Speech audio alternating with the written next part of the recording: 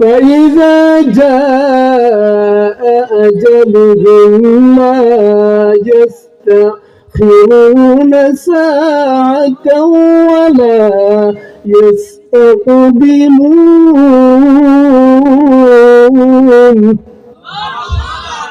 আল্লাহ বলেন যার যখন বাজেট শেষ, হায়াত শেষ, সময় যখন ফুরিয়ে যাবে আর 1 সেকেন্ড পর্যন্ত তাকে অবকাশ দেওয়া হবে না। সুতরাং ভালো কাজ করার সময় এখন, নেক কাজ করার সময় এখন থেকে ভালো কাজ করতে হবে, এখন থেকে নেক কাজ করতে হবে। পারবো তো ইনশাআল্লাহ?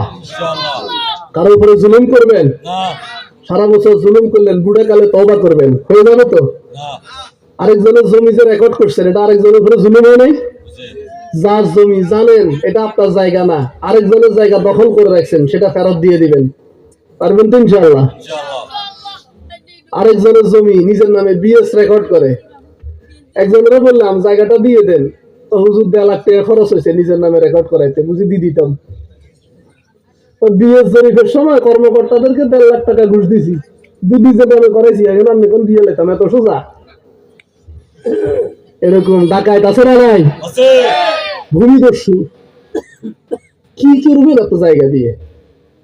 এই দুনিয়ার জায়গার কোন মূল্য আল্লাহর কাছে আছে? আপনাদের এই বাজারে সর্বোচ্চ জায়গার দাম কত আছে? 1 শতক 3 লাখ, এটা 5 লাখ বললাম, কত? 5 লাখ। আর জান্নাতের এক বিঘত জায়গার দাম কত জানেন? এইটা শিবরুন ফিল জান্নাহ খায়রুম মিনাদ দুনিয়া ওয়া মা ফিহা। দুনিয়া এবং দুনিয়ার ভিতরে যত ধন সম্পদ আছে সব কিছুকে যদি এক পাল্লায় দেন, জান্নাতের 1 বিঘত জমি ক্রয় করতে পারবেন না। এখন দরকার কোনটা, দুনিয়ারটা নাকি বক্স মাহমুদেরটা? জান্নাতেরটা দরকার না বক্স মাহমুদেরটা?